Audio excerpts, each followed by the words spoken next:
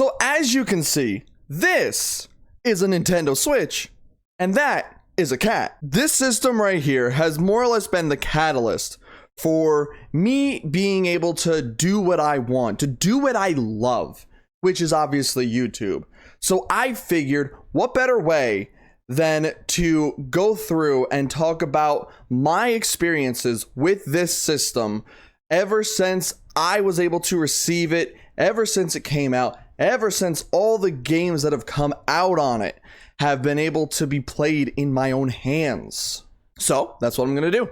Today, we're going to be talking about all the good, the bad, and everything else that I have experienced with this system. Now, of course, these are all my experiences. There are going to be games that you love. There are going to be games that you hate that maybe I haven't played. But the first thing that we're going to be talking about today are all the games that I played on this, all the apps and everything that I have actually done on this system. Then we're going to be talking about the games that I want to play in hopefully these next 7-8 years of the Switch 2's existence. Some of these games I already have but just haven't played, and others I just haven't been able to purchase myself yet, which I do hope to do at some point.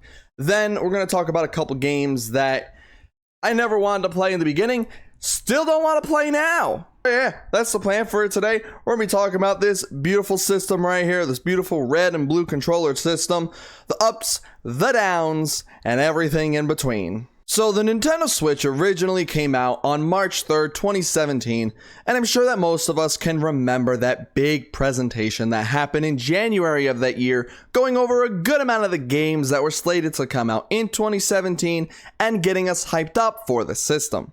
Well, unfortunately, I saw that and got really excited, but wasn't able to get a Switch at release and had to wait a little over a month past it to be able to play it. So, once I finally got it, what was my game of choice to play first? Mario Kart 8 Deluxe wasn't out, so not that.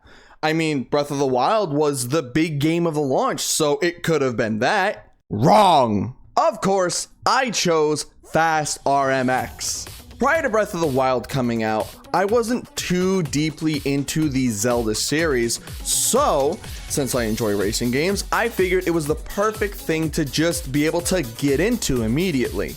It wasn't a game that I played a whole ton of, but it fulfilled that itch for a racing game while I waited for Mario Kart 8 Deluxe to come out. The racing itself felt fast and fun, and I really enjoyed the mechanic of having the different colored panels on the ground that you need to change your vehicle to match to be able to get the boost from them. So after I got my itch from that game, it was time to dive into Breath of the Wild and see what the hype was all about.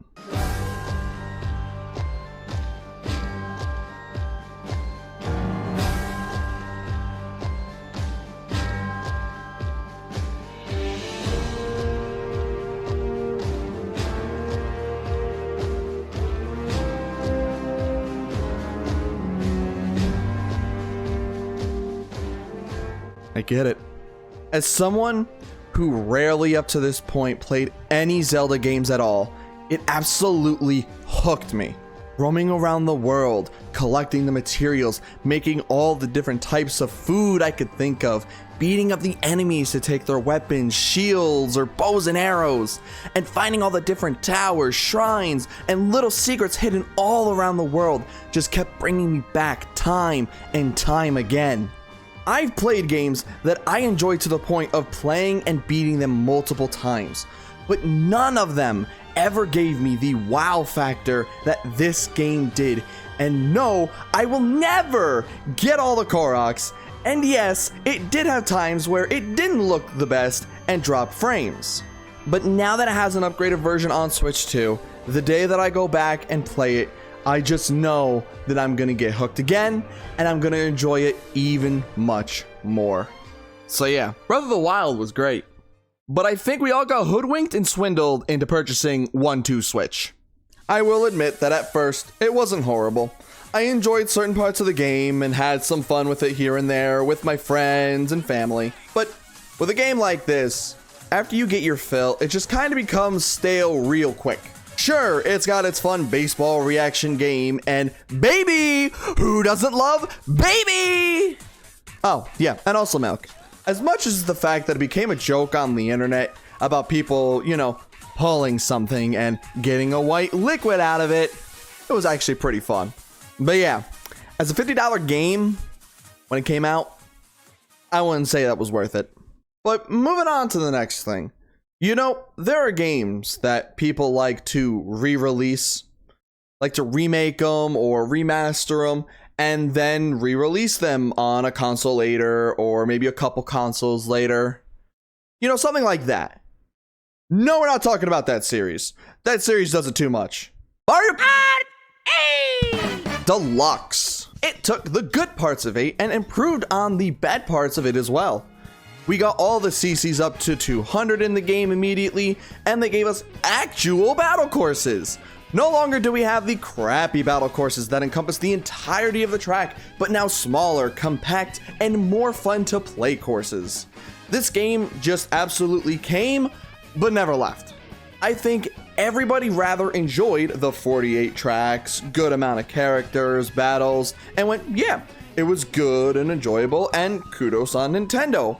But then out of absolute left field in 2022, they announced that we would be getting 48 more tracks and more characters for $25 or for free if you had the expansion pack of the NSO.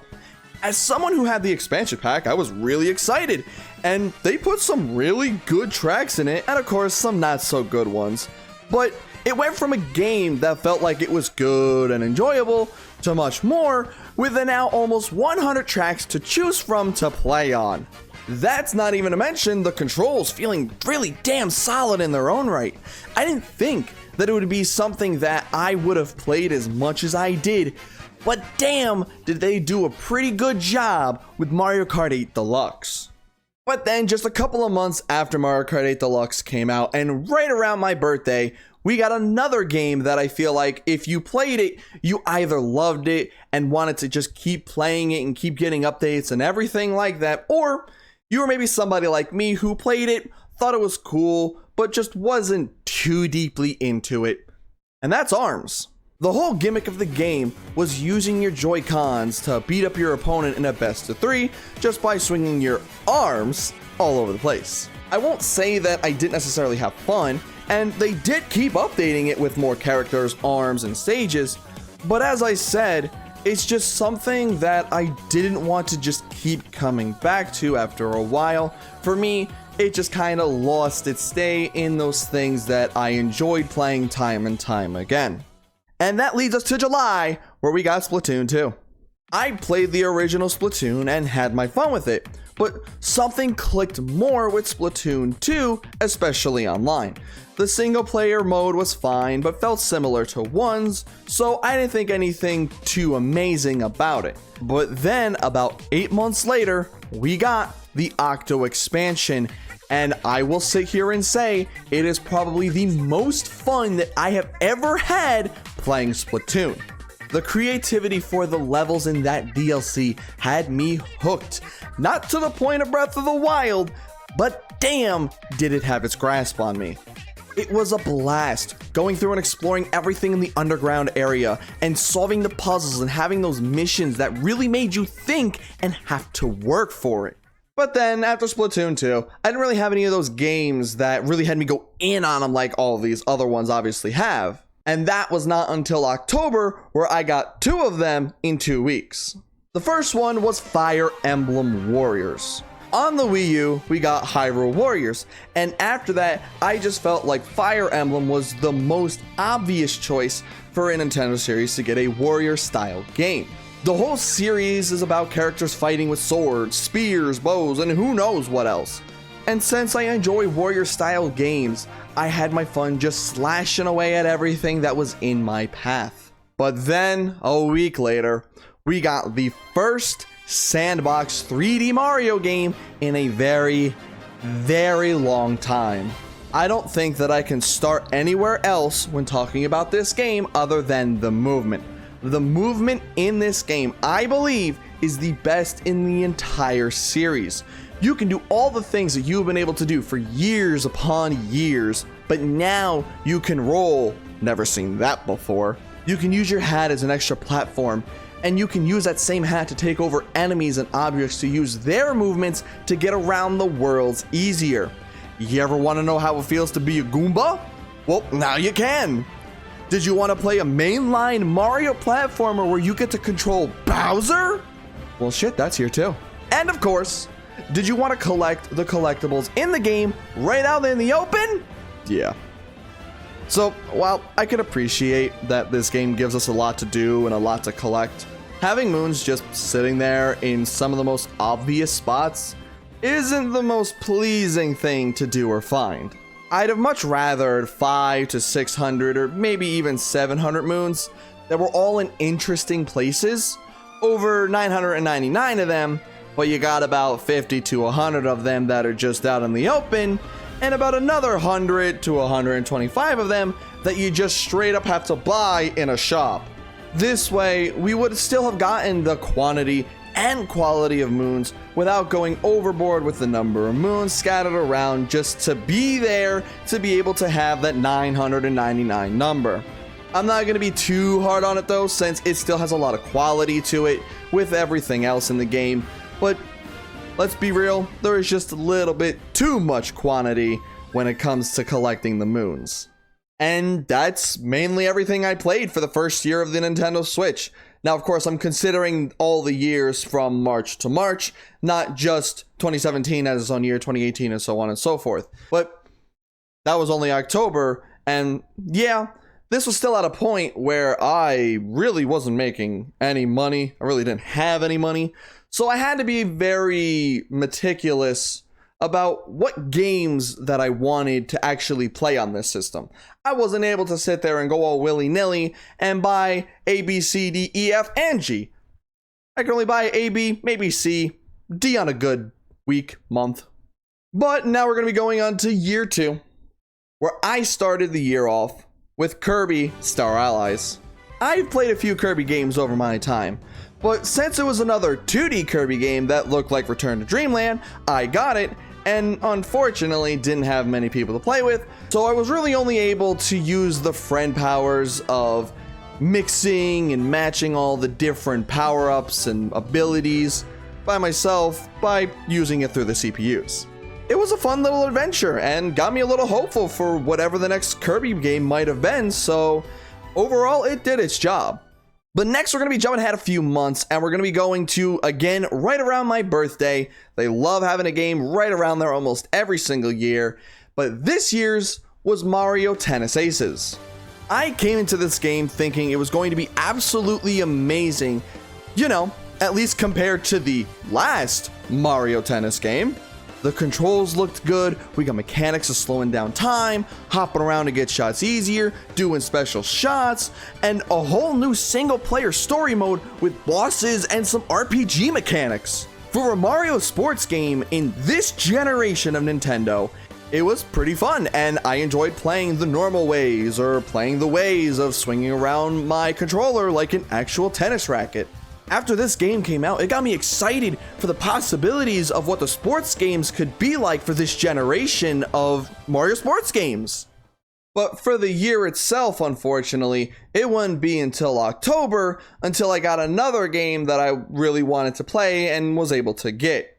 And after years and years of what I can only describe as mediocrity in this series, we finally got a brand new console Mario Party game that didn't have cars. It was amazing. We finally got a new Mario Party game that showed players moving around a board by themselves, going from space to space, collecting coins from the board, and mini games to get the stars.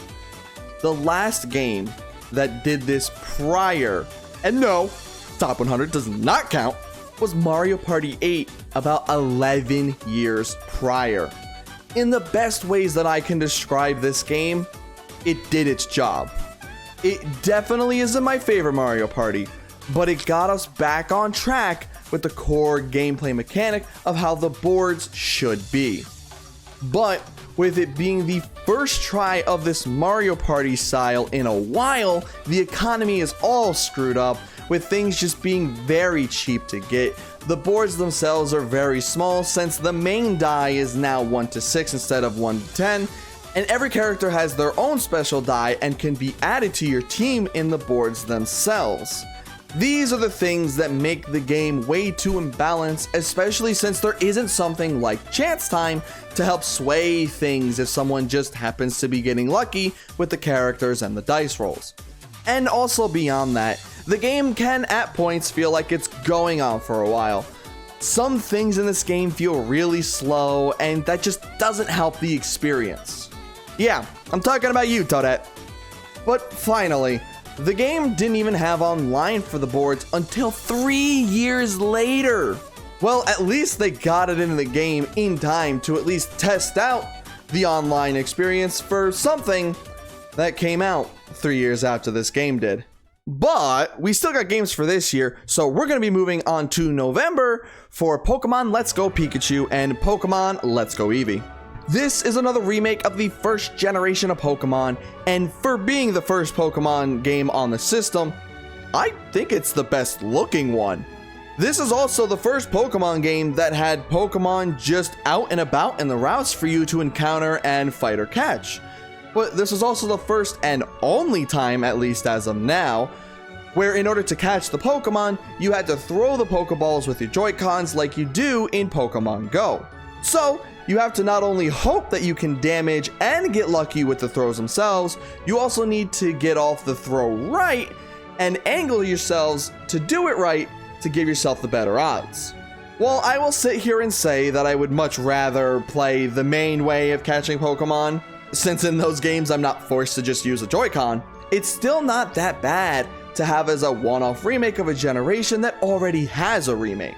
So, it was fun to go back through Kanto with my pal Eevee, but it's just a shame that the main rival of this game was turned into this fake, nice, happy kind of Gary guy instead of the real Gary. But before we get into the final game that I got for this specific year, this year was the year that I finally got this baby. This is the time that I got my own Switch. Prior to this, I had to use the family Switch, but I finally got it. And then, of course, what other game to boot up on this system as the first game that I could ever play on it as my own system than the game that came out just only 2 weeks prior, being Super Smash Bros. Ultimate. Smash is a series that I have played a whole ton of for just about every entry, so the fact that this one was going to bring back every single character ever in a Smash game, and it had its own single player campaign, hooked me as a game for the first time since Odyssey. From the moment I got the game on Christmas until about 2 or 3 days later, I basically did nothing else other than the World of Light until I had fully beaten it. Well, almost fully beaten it, because there are still a few things that I've missed, and I don't know where they are. But while it didn't have the levels where you travel on them, beating up enemies like Brawl had, it was still some of the most fun I had for those few days on the Switch itself. Then of course, we got the announcement of 11 new fighters to be added like Joker, Banjo, Steve somehow, and of course, like I know a lot of people really wanted, we finally got Sora. I highly doubt the next Smash game will give us as much as this one did, but I cannot wait to see where it truly goes when we do get it at some point, probably within the Switch 2 generation. But now we're in year 3 of the Switch life cycle, and I gotta admit, this was probably the year that I got the least amount of games. But it probably did help that of the year that I got the least amount of games, the first one that I was able to get was Super Mario Maker 2. This game is just the game that keeps giving content so long as there's somebody out there willing to make levels. And that's not even it, with the game having its own story mode that you can play through levels made by the developers just to get your toes wet before you go into the vast variety of what others have been able to make from the game itself. The only thing that I just wish I was better at when it comes to this game is making my own levels. I've always wanted to make my own, post them, and have my friends and random people enjoy them, but I just don't think that I'm as creative as I'm hoping for when actually making decent levels. But if we do happen to get a Mario Maker 3 with some mouse controls, I definitely will be doing my damnedest to truly dive deep into it and play a slew of levels and hopefully make some more interesting ones than what I did with the first 2 games. But there was one other game that I, in all honesty, probably spent a little too much time with when it comes to playing the games. And that game is the game that has the best looking trees in all of Nintendo's history: Pokemon Sword and Pokemon Shield. And yeah, I think we can all agree that the graphics, especially for this game, don't look the sexiest. But I enjoy Pokemon as a game and as a series, so it's hard for me to play any of them and truly hate them. But the flaws of this game definitely feel more present and obvious, especially when comparing to the ones prior. It's understandable to have the older games with the usual straight up routes and cities and towns that have a few things to do in each of them, especially with the hardware that they were being put on not being the best and exclusively handheld up to this point of the main series. But come on, this game has less to do in the towns and cities than Sun and Moon. I'm just using this as the comparison since it is the most recent gen before this game. The gyms are fine, but nothing special, with the worst of the worst being Spikemuth. If you know, you know. We also had the 2 DLCs for this game that were fine, but nothing that I majorly felt towards one way or the other. Fine, but not amazing. Meh, but not horrible. But even with the flaws, I still had my fun with it and hope that Gen 9 would really try to build on things much more than this game actually did. And that's all that I really played for this year. Still didn't have any kind of stable income coming in. Still only felt a couple games that I really wanted to play were able to be picked up. But yeah, it's just one of those years that just really didn't wow me when it came to the games that came out. But moving on to year 4, we're going to be starting with a game that I saw, thought looked interesting, and thought it was just going to be a game that I played a little bit of and not really got too deep into it. But it ended up being a game that I ended up enjoying a lot more than I thought, and played it not only by myself more than I thought, but even with some friends. And that is Clubhouse Games 51 Worldwide Classics. This game has a whole bunch of board games and card games and a little bit of a variety of other games for you to choose to play. You can play them either local or online, but there are obvious ones that really only work in an online setting with other people, like Texas Hold'em and President, where you don't want other people to be able to see your cards. With it now being a game that we can use for game share, I'd love to be able to play it with more people, but that's of course if Nintendo's Wi-Fi can actually handle it without needing the best Wi-Fi the world has ever seen. Next, we're going to be talking about probably the most dividing game in its series, Paper Mario: The Origami King. I think that depending on who you're asking, this game fits into one of 3 categories. Either they think it's the best of the series because of the story, exploration, and the combat, or they think it sits right below the first 2 or 3 games in the series, or they think it's more towards the bottom. But I think that last one is probably the rarest of the 3. For me personally, I would be in the second category. I much prefer the combat styles of the first 2 games, and I haven't much played through Super Paper Mario myself. I've only ever seen it being played by other people, so I can't fully have my own opinions on it of how everything feels to play until I actually sit down and play it myself. But yeah, that's the thing in this game that holds it back from jumping towards the top. The combat isn't necessarily bad, but if I'm going to be getting into a lot of battles, I don't want to be having to do puzzles every single time with how many battles you're going to be doing in an RPG. All the other aspects of the game I enjoy, and it's the first one since Super to give us partners again. Granted, it's not exactly the same since you don't get to keep them for the whole game and you're going to be swapping from one to another, but for the series, it's definitely a better path than using the stickers and cards.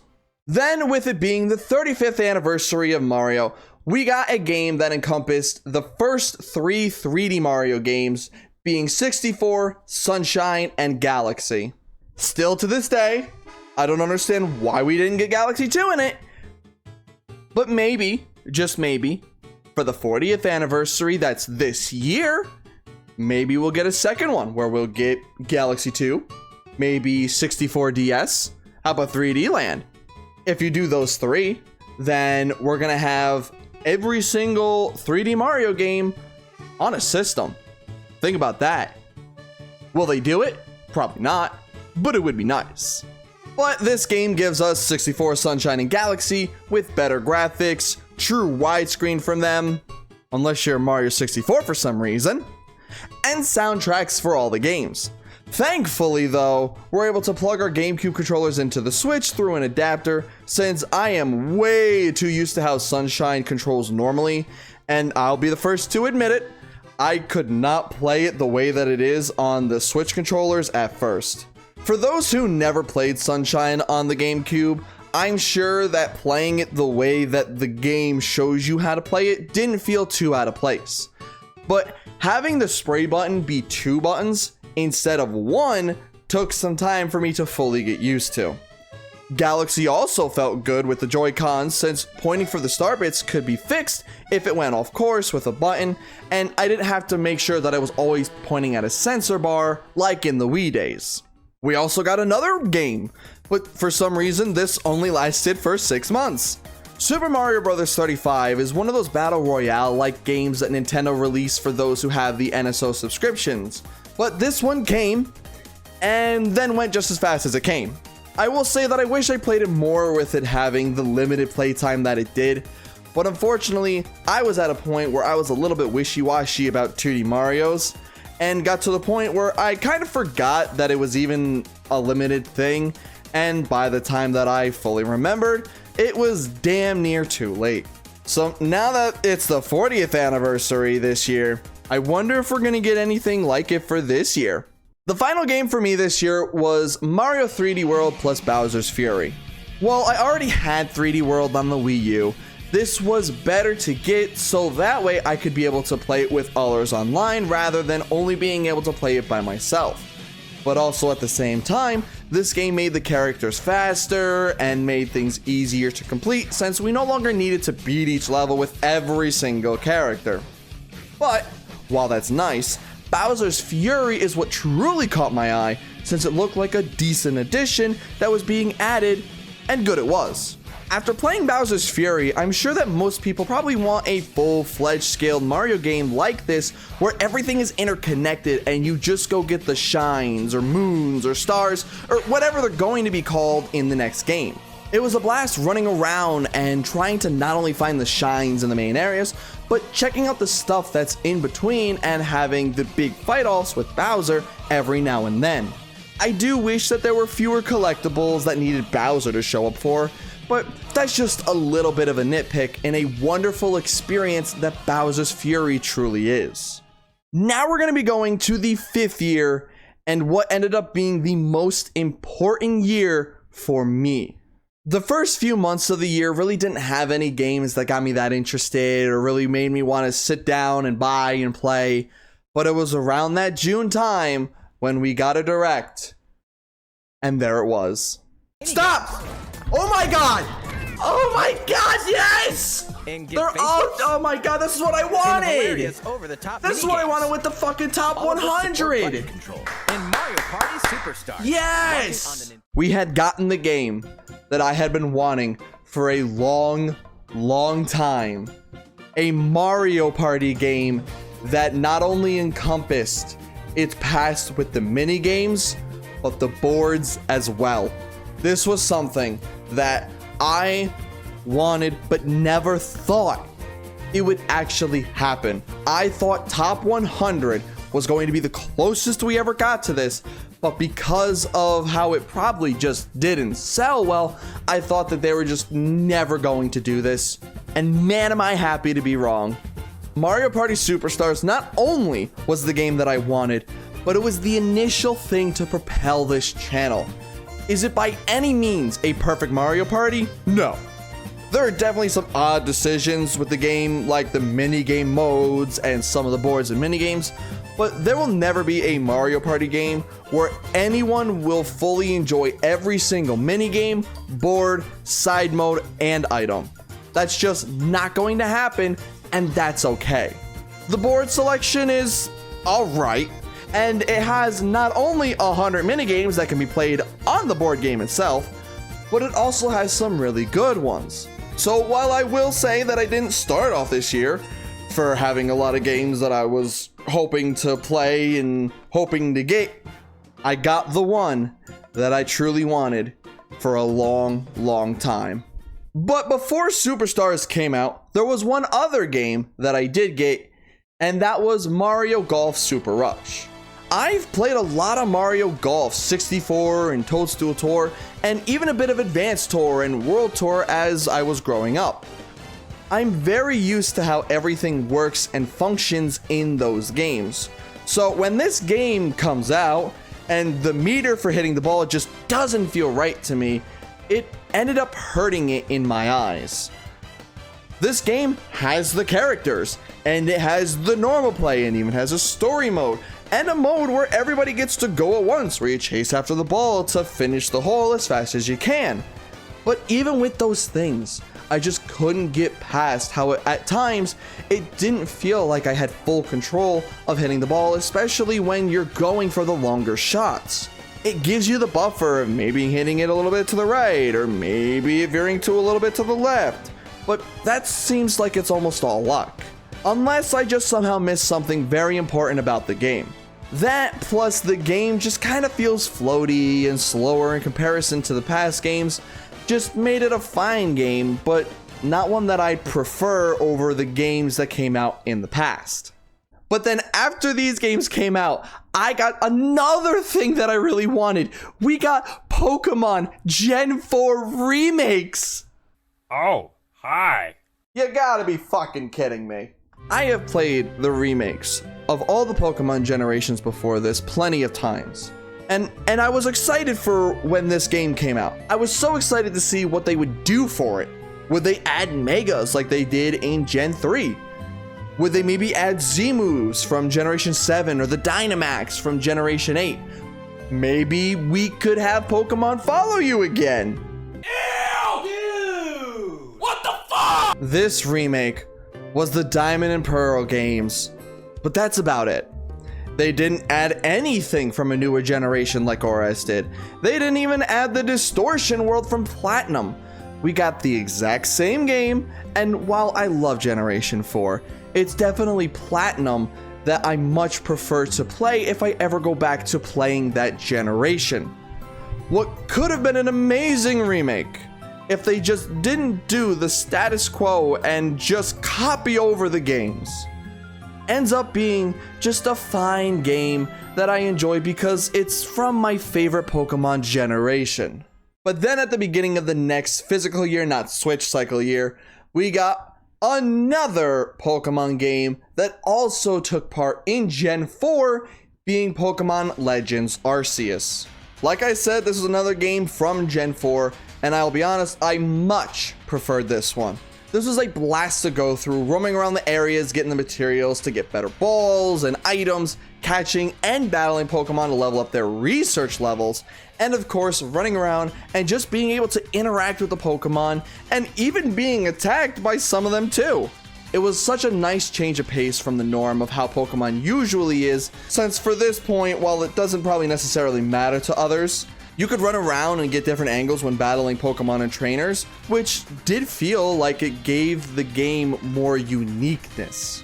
All that encompassed this game makes me so much more excited for when we're going to be getting Pokemon Legends ZA this year, since that seems to be building upon what this game did, but hopefully even better.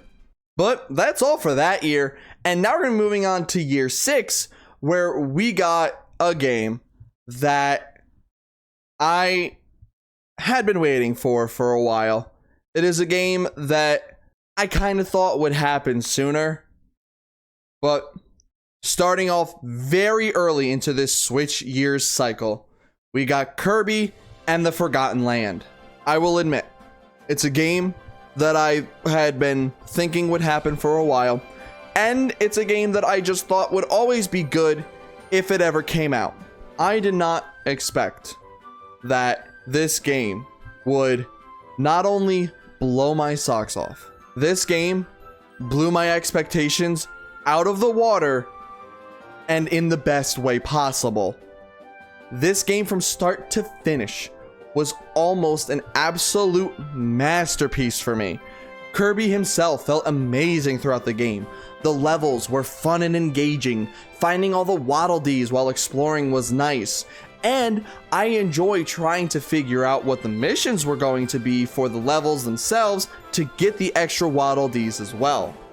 My favorite thing, however, about this game is the power-ups. Not only are they, for the most part, just fun to use and change from one to another throughout the game, but you can also go back to an older one if you happen to upgrade it, and maybe you didn't end up enjoying it as much as you thought you did. As somebody who had to be very stingy about what games that I was able to pick up and play, every time that something has gotten upgraded, for the most part in all the games that I've played, had to stay that way. And there wasn't a true way other than resetting if I didn't save just to redo that part of the game, or end up having to replay the entire game. I was stuck with them.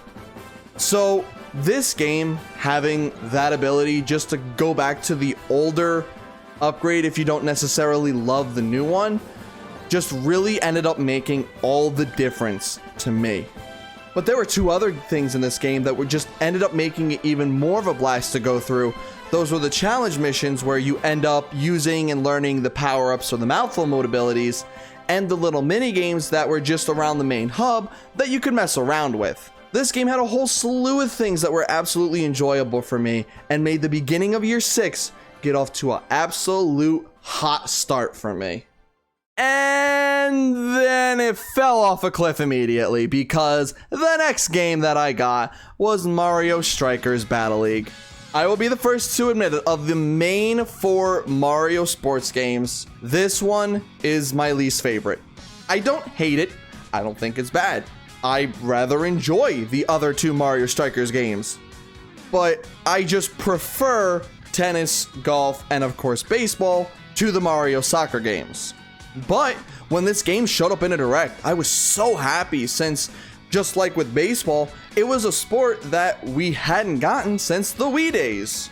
Almost every single generation we get a tennis and or a golf game, whereas these 2 sports we almost never get. So I got it and I played it, and almost immediately something didn't feel right. Granted, we didn't have a whole bunch of characters from the beginning, like even Daisy. But remembering back to Charge and how much I enjoyed that, and going to this, it just felt like the GameCube one was so much worse. It could be because that I wasn't great at the game, but I never really felt like I could combo together the passes all that well, or be able to find ways to shoot off the special shots when I was able to actually get them. The one really neat thing was the fact that you could have 2 different environments as the 2 halves of the field, but even that really didn't do much for the game. So all in all, it ended up being a Mario sports game that I picked up, played, and just really didn't care that much about. But that's okay. And you want to know why? Because it's Pokemon time again, baby. We got Gen 9 of Pokemon with Scarlet and Violet, and this was an open world where you were able to go and do whatever you want, whenever you want, to try to complete the 3 different stories. No longer did you have to follow one straight story. You could venture and do your own unique story with everything that's in this game. Oh, hey. What's that? Oh. So the game just makes you think that you have the illusion of choice, but there's still technically an order. And that order, if you happen to go out of it, just makes the game easier if you happen to do something that's harder at first, and then you go back to do the thing that's easier and lower leveled, and it just makes the game that much easier. Well, gotcha. Fuck, they're so close! All this game needed was the ability to have the gyms, the Titan Pokemon, and Team Star just change their levels depending on how many of them that you've beaten prior to the one that you were on, to make it into a so much better game than it is. That could have turned this into a decent, good Pokemon game to probably one of the best. Yeah, the graphics aren't great, and man, did it run very choppy at times. But it has the structure to be such a great Pokemon game, but it just couldn't get the potential most important thing right, to make this a Pokemon game where we could write our own stories, more or less. Oh, I enjoyed it, but man, it was so close to being a game that I went back to it time and time and time again, playing as many of the different routes as you could possibly find in this game. Well, here's to Gen 10. But now we're going to be moving on to year 7, and I think that this year was the year where people truly started to think, when was the next system going to come? We've had the rumors of the Switch Pro, the Switch Lite had already come out, so now it was, are we truly going to get the Switch Pro, or are we going to get a new system all entirely? But as much as people were speculating when or where this might come from, we did not get any of that information this year. However, a little while into the year, I played my first game for the Switch, and it's a game that isn't necessarily for the Switch, and it's not even necessarily a game that I thought I was going to be playing, or at least as much as I did. But the first game that I played for this year of the Nintendo Switch was My Hero Ultra Rumble. This is a free-to-play game that has you using the characters of the anime to fight each other in a battle royale setting. It was something that I played quite a bit of with my friends when it initially came out, since we all enjoyed watching the anime and could work together in the 3-player teams. The other nice thing that we did in the game was hide and seek. Since this game had added a mode where you could play with your friends and join up in teams or join up in other teams, we just decided to join up in other teams so we couldn't see where each other were on the map. We would have one person become the seeker and find the people who aren't, and keep going until either only one person is left alive by attacking each other, or until the border took us all out. The issue with the game for me that made me get out of it eventually was that it just kinda added too much to it. Things just kept being added and added that I personally wasn't a fan of. When I initially played the game, we would only be able to damage each other a certain amount until they would get stunned, but also be invincible for a few seconds till they got up, and then the fighting continued. However, now I saw my own teammate go from full to basically dead in seconds, which, hey, if that's how they wanted to do it from the start, that would have been fine. But to see it change because of the perks and because of how other things that were added, that just made me not as interested in the game as I initially was. But then a month later, we got a brand new 2D Mario game, which I'll be honest, after Mario Maker came out, I kind of thought it really wouldn't happen or happen at all or much, but we did. And we got Super Mario Bros. Wonder. Not only did this game look great with the art style that it has going for it, the controls just felt right and fun as well. The main thing about this game are the Wonder Seeds that you find in every single level. You're guaranteed one for finishing the level, but you can also find hidden ones, or, well, sometimes hidden, which changes how the levels are being played on there, which flips how the levels are being played on their head. There's a huge variety of how they can change things, like making the fire or lava rise, changing the water from being at the bottom to the top, and much, much more. After dealing with new Super Mario Bros. For many, many games in a row, that did unfortunately start to get stale, but this just breathed a huge fresh air on the 2D Mario series. The one thing that, while isn't a huge thing, but would have made this game much more fun, would have been if we were still able to interact with the other people that we might be playing with, either online or offline, and still being able to mess with them or throw them off a ledge or two. I can understand not doing that for like the people who were just online playing in the random lobbies, but if you're in a friend lobby or if you're offline playing with people locally, it would have made the game so much more fun just to be able to still mess with your friends. But only a couple weeks after that, we got a brand new WarioWare called WarioWare Move It. I didn't get the initial WarioWare game that came out on the Switch, but with this one looking like it could be like Smooth Moves with all the motion controls and everything, I just had to get it. And I will say it right now, the game was fun. I had my fun with it. But the unfortunate thing was the price compared to how much you actually played of the main mode itself. I would have been fine with everything if the story was just a little bit longer, or if the extra modes that the game has, like the Galactic Quest, were able to be played online. It was around this time where Nintendo was deep into not giving online functionalities to things that would make too much sense to be able to be played online. And something like this, where it looked like a board game in a WarioWare game where you could play with other people, if that just had online functionality, that would have justified it, but Nintendo was Nintendo. But then again, only a couple weeks after that game, I got another game that I wanted to play, and that was Super Mario RPG.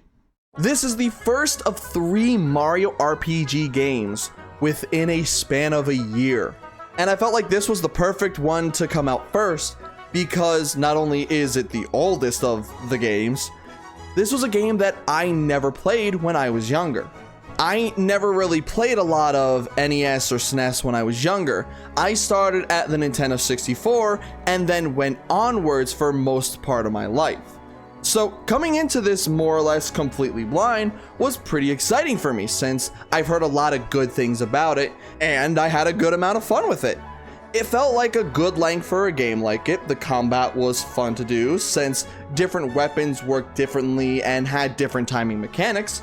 There's also the fact that in this game, you got to play as Mario, Peach, and Bowser together as the first Mario RPG game, along with, of course, Mallow, and what seems to be everybody's favorite, Geno, and yeah, I'll say, he's pretty damn cool. But this game not only had some good combat, going around the world and exploring what it had in store with the characters, and some fun little mini games and mini missions were awesome to experience for the first time as well. And now we finally come into the last year of the Switch cycle. This is the year where we learn everything that we can about the Switch 2. Obviously, before that comes out, we learn the name, we learn what it's going to cost, we learn how it's going to look, what's going to be on it, and everything else. But we also have the games that are going to be coming out in this last true year of only having this system out. So, the first game that I played when it came to this final year of the Switch cycle was Paper Mario: The Thousand Year Door. This game I played when I was younger, but it was something that I never fully finished on my own, since when I was younger, I had a lot of trouble sitting through and actually finishing games, hence why I have talked about playing a whole lot of Mario Party when I was younger. I never necessarily needed to finish those games, as I could just play through the boards or mini games as I please and just do whatever I felt like. But I'll say that I did know a decent amount of the game coming into it, but I still had a great time going through it, and something that I enjoyed a lot was the music for this game. Some of the variations of the battle theme for each world either got better and better or slightly worse, but my favorite is 100% the one that you get on the moon in World 7. Getting the hit on the enemy to start the battle and hearing it just go off in my ears was like heaven. But like we talked about before with Origami King, the battles themselves here in this game are so good, and I'm just so glad that in the end of it all, this game was remade for those who never got to experience it all those years ago. Then of course, it happened again. It's Mario Party! That's Rainbow Castle! That's Rainbow Castle! Oh my god, are they giving us old and new boards? 2 boards from previous 7 Mario boards! make their return. There's 7 boards! All that new! Some mini-games. 110 mini games! We got a brand new Mario Party that not only brought new mini games, boards, and modes, but also gave us nostalgia from the past as well. Well, of course, some good nostalgia and some not so good. But this Mario Party definitely had its high ups and some low downs. The boards, for the most part, were very fun to play on, and even the worst one for me isn't even all that bad in my eyes. So I think they did a knockout job with this game, specifically with the boards. The only thing that I can personally say that I don't love about the boards in this game is that everything has to have this big animation. They have to slowly but start to kind of go a little bit faster running through everything. You have to have all these big animations for all the happening spaces. So there's one thing that I will say that I do hope is a little bit different for the next Mario Party game is that they kind of toned down on those a little bit. But the thing that isn't as great as the boards are the minigames.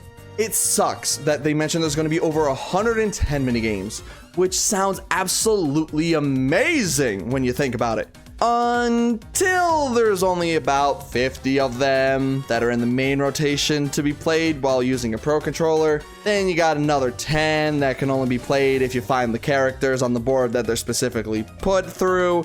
Then there's another 15 that you need specifically Joy-Cons to play, which, like they did in Super, I don't love, especially with how small the Joy-Cons are for the original Switch. It just doesn't feel great for me. But going from Superstars, which had 100 minigames that are in the rotation, to a little bit more than half of that, can basically make you feel like you're going to be playing these minigames a lot more often, which can in turn make minigames that you maybe don't love the most end up feeling very repetitive. But the next game is a game that I don't think a lot of people were expecting. And that is a brand new Mario and Luigi game. I was expecting that if we were going to get anything from this series, the next potential release would have been a remake. And then maybe they would have went from there to see if people's interests were into actually getting the series back up and running. But I was very wrong. Instead, we got Brothership, which admittedly has a not so amazing start and not so amazing near finish. It does feel like it takes a while to get to certain things at the start, and the ability to just make your ship go faster. I got so worried at the beginning of the game when I thought I'd never be able to make the waits between islands go faster, but thankfully it did end up giving me something to help with that. Then at the end of the game, there's a section that if you know, you know, and it can take a while to get through that section. Everything else in the game, in between all those areas, are pretty fun and enjoyable. Going from island to island and meeting all the characters is enjoyable, since most of the characters have their own unique charm that make them engageable, and don't make me ever feel like wanting to skip through their dialogue, especially on a first playthrough. That and the combat are its high points, as I enjoyed using the different plugs that you can get and trying to combo them one off of the other and get the bros attacks were pretty damn good too. Finally, the last game that I went through and played on the Nintendo Switch that I fully immersed myself in wasn't even a Nintendo game. It's a game that I more or less could have played on any system I wanted, but it was gotten for me on the Nintendo Switch, and that is Persona 5. As some of you might know, I like anime. I've liked it for a good part of my life now. So honestly, it's a shock that it took me until very recently to get into a game like this, where it's an anime game more or less, and you're playing RPG. But, as I said, admittedly, it was a game that I got hooked on. There are parts of this game that I just don't care about, like some of the second arc and most of the third arc, well, except for this awakening here. But the first one is a good one to start. And just about everything after the third arc, between the character interactions and the situations of the bad guys in the story, kept making me want to do more and more. The battles themselves are fun to do, even if I did enjoy using the gun more than I probably should have. And it was overall just a very fun experience to go through this game for my first time, and honestly, it may have made me a Persona fan for the future as well. Well, now that I talked about all the games that I've played for the Nintendo Switch, I just really quickly in this section wanted to talk about all the NSO apps that have come out for the system and talk about some of the games that either I've played a lot of or it just kind of really got into and finally played for these older systems. Obviously, I think we can all tell that if you watched me, you know the one that I have played the most is the Nintendo 64 one. The Mario parties have been my bread and butter for not only now, but in the past as well. But finally being able to play these games with other people has been amazing. I've also, of course, played some Mario 64 on it, as well as the 3D collection as well. But the big new game for me that I have experienced on this was Banjo-Kazooie. It's another one of those games that I heard so much about, but never played it myself. And I don't know what's wrong with me, but I was missing out on a lot. It is an absolutely great game once you get the controls down, and I'm so glad that I finally went through and played it. I also experienced the first Super Mario Bros. Game for the first time in its entirety through the NSO apps, and was also able to play through most of Super Mario World. That's just a game that I need to actually finish one day.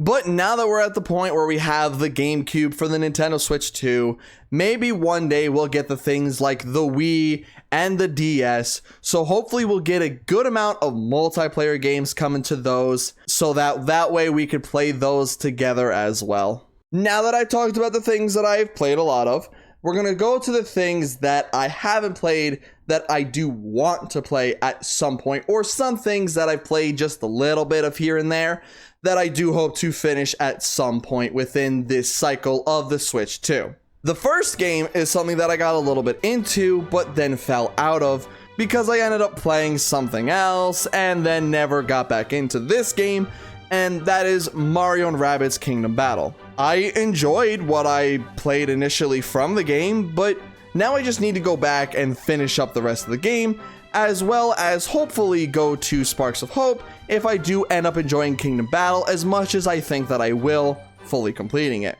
Next, since I think most, if not all, of the games from this series are on the Switch now, I really need to experience Xenoblade Chronicles. This is just another series that I have seen people play, seen people enjoy, but never played it myself.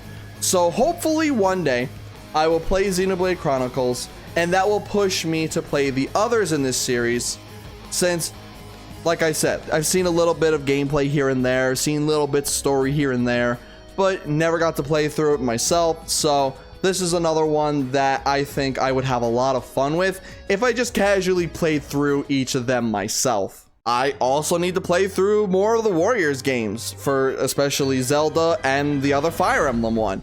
Since I do enjoy the Warriors games and have beaten Breath of the Wild, I should really get on playing Age of Calamity someday fully. But since I brought up Fire Emblem, I think I need to finally go through and just play through Three Houses.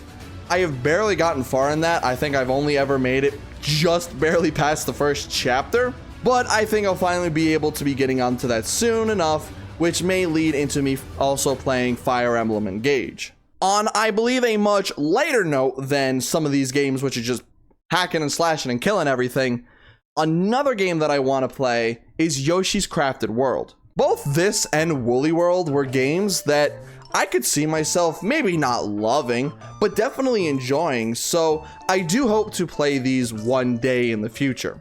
Another thing that I started but never got too deep into it was Ring Fit Adventure.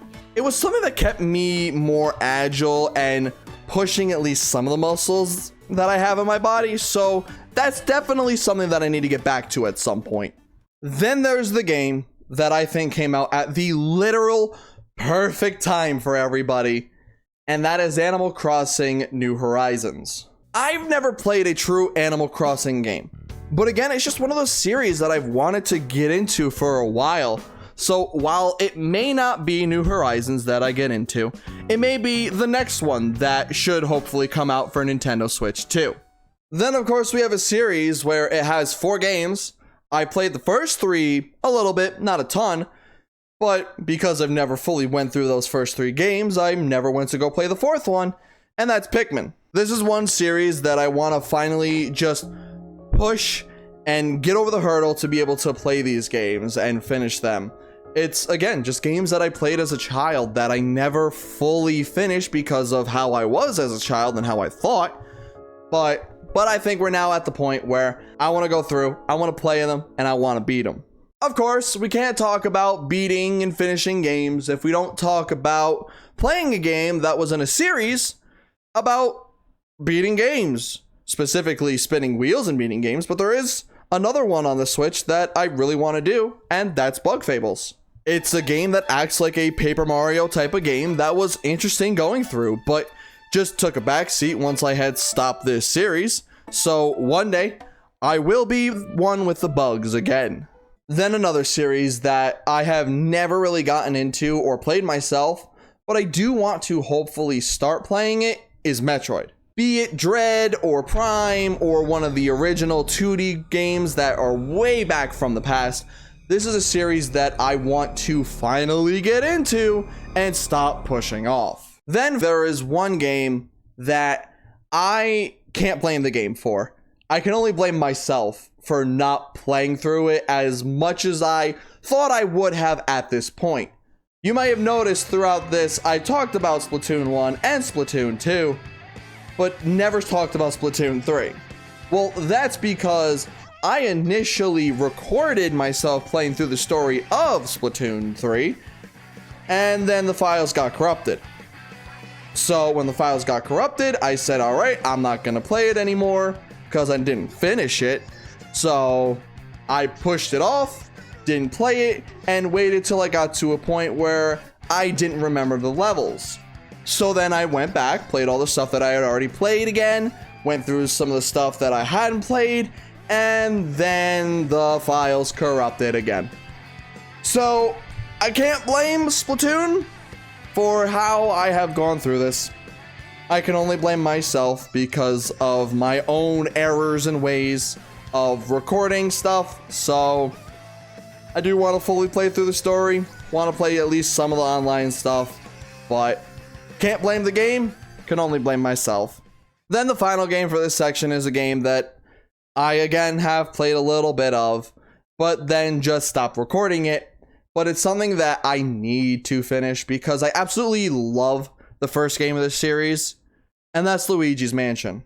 Like I said, I played the original game and I love the original game. I will always go back and play that from time to time just because of how much I enjoyed going through it, and it's not even that long of a game. You can get through it pretty fast. The second one is the one that I never really got into because of how the game is structured. But 3 just looks much more intriguing to me than 2 ever has. So, just like with the other games, it's a game that I need to sit down, play, and finish, and stop putting it off. So, this is the part of the video that I was going to go through and talk about all these different games that came out for the Switch that I said to myself that I wasn't going to play, and that I hated, and that I never thought of myself playing them. But as I went through this video more and more, I realized there's really only 2 games like that. So, while I thought the section was going to be a little bit longer than it ends up being, we're still going to talk about those 2 games. The first game of this section is a sequel to a game, actually a sequel to a threequel? Actually, no, it's a fourquel. It's a quadquel, whatever the fuck the word is. But I had gotten the first 3, and I enjoyed them. But here, just didn't look that interesting to me, and that is Nintendo Switch Sports. I had a blast playing through Wii Sports Resorts, and even a little bit of Wii Sports Club. I had my fun playing through those, but when it came to Nintendo Switch Sports, it just didn't have that same charm or that same feeling that I got from all of the other sports games. It didn't help that this game had tennis, volleyball, and badminton as half of its games at launch, which all more or less kind of look and feel the same. Then it also had soccer and chambara, which I didn't care about, so all that was left for me was bowling, because it wasn't until a while later that we got golf and basketball, but even then, it just wasn't something that I was that interested in potentially picking up to play. But then the other game that I knew I wasn't going to pick up and that I knew I wasn't going to play was everybody's favorite game, Everybody 1-2 Switch. Did you know that apparently this game was rumored to not even be liked by the people that work within Nintendo and still somehow got released? Yeah, of all the games that was released for this system, how in the world was this one to get a sequel? I don't get it. And man, does it blow my mind. It's just, you'd think with everything that came out that didn't get a sequel on this system, this would probably be the last option, but hey, somebody at Nintendo really liked 1-2 Switch. So I can say with certainty that I have enjoyed my time with the Nintendo Switch. Yes, it had its hiccups along the way, and because of what it had as its internals, some people were able to make their games look well, and others definitely had their troubles. The Wi-Fi was complete ass at times, but it's Nintendo, so I'm not fully shocked. Either way, the Switch has been my favorite Nintendo system in general since the Wii, and I think Switch 2, when it's all said and done, might take over that spot. So while I can't sit here and say how long it'll take, I think maybe we'll do something like this again in about 7 or 8 years when the next Nintendo system is announced and released.